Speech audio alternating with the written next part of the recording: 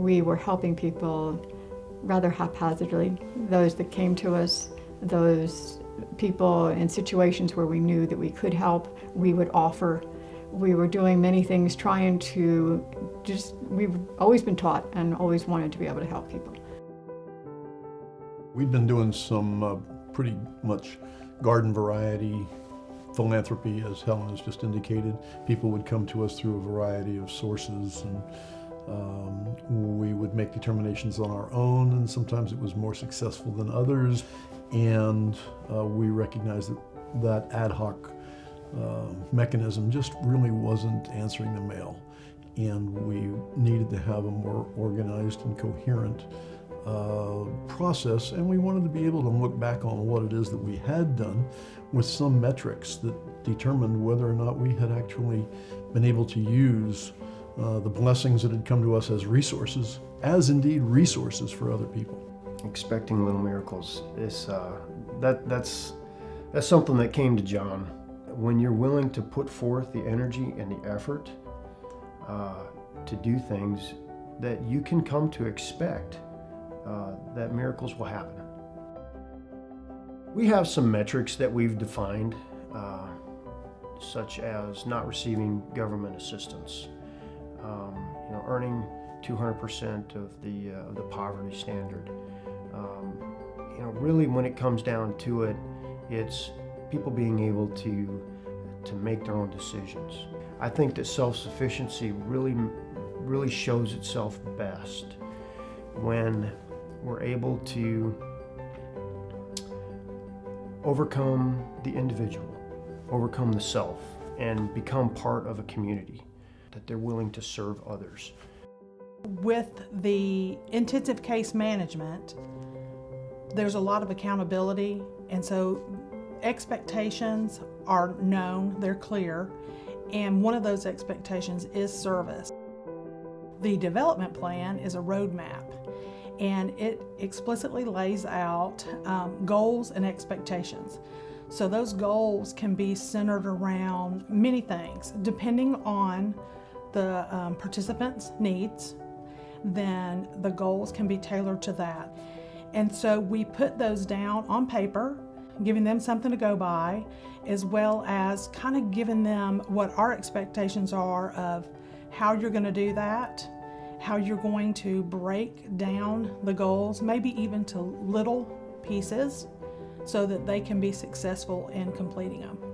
And at the bottom of the development plan, we sign that, saying that this is the goals and we're going to do it, and by when, so that we can also measure progress.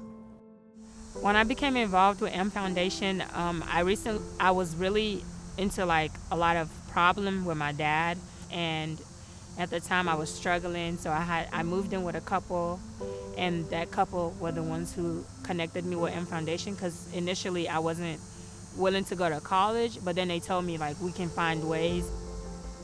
I would say that my life changed tremendously becoming a part of ELM Foundation, because I could actually, everyone have a goal, but once you see people who are actually helping you to get to that goal, I feel like it changes, and that's what ELM Foundation did, and I'm very thankful for that. I was going through a separation at the time.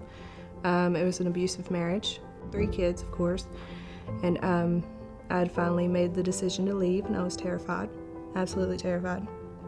And so a friend of mine referred me to the ELM Foundation to help get back on my feet. They first got me in school, back in school, so I could have the confidence to really start taking a few steps forward.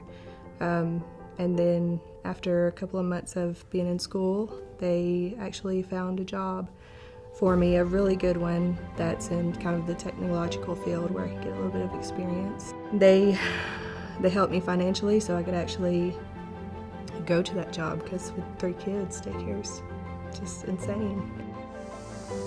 I guess part of where I was I had found out that they actually cap student loans. So you have a limit on what you can take out.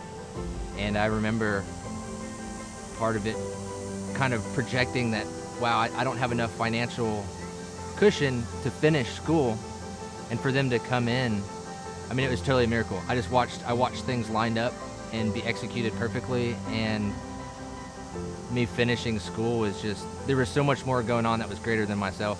And for them to come in, it truly was a miracle. The ELM Foundation really helped me achieve the lifelong goal I had of attending Auburn University and really getting a college degree. I'm the first person in my family to ever get a college degree, so it was kind of like a major goal for me. I knew I'd always wanted to, but just finding out different ways or how I was going to be able to attain that. In the future, I'd like to be able to give back like the ELM Foundation has to me. My son and I moved from Canada, and the reason we moved here was a marriage which turned out to be a very abusive, physically, emotionally, mentally. When we moved here, my son was 9, and he was in 4th or 5th grade.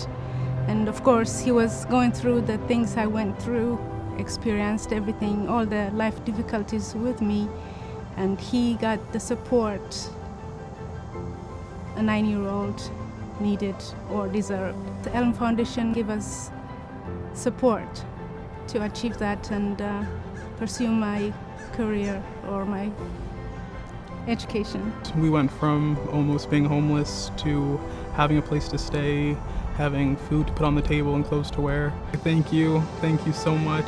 Thank you for believing in me. Thank you, thank you, thank you.